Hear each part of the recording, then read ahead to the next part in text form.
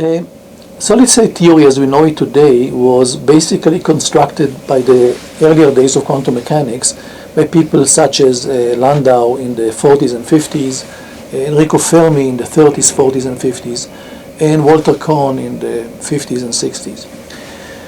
That Fermi, Landau, and Kohn basis of solid-state theory really involved to a large extent existence theorems and model Hamiltonians that gave us the basic ideas but didn't tell us how to do and how to actually predict the properties.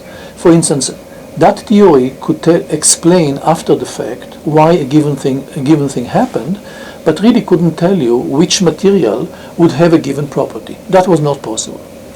So after the Landau-Kohn era, there are three other eras, and we are now in the third era that really makes this possible. The first era after Landau and Kohn was the era of actually putting some realism into the earlier theories of Landau and Kohn.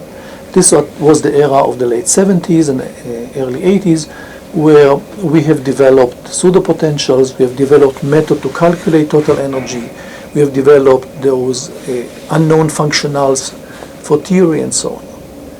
The second era after Landau was really the era of the 80s and 90s, where all of the developments we have done in the 70s and 80s were actually applied.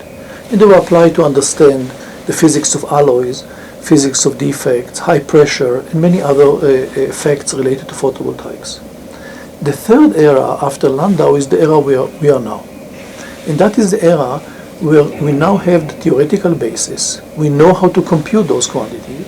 And now it is the time for us to ask the reverse question, the inverse question, and this is, given a particular property that you want, which system would have that property? And that is really how modern solid-state theory of the third era is going to be used in the future.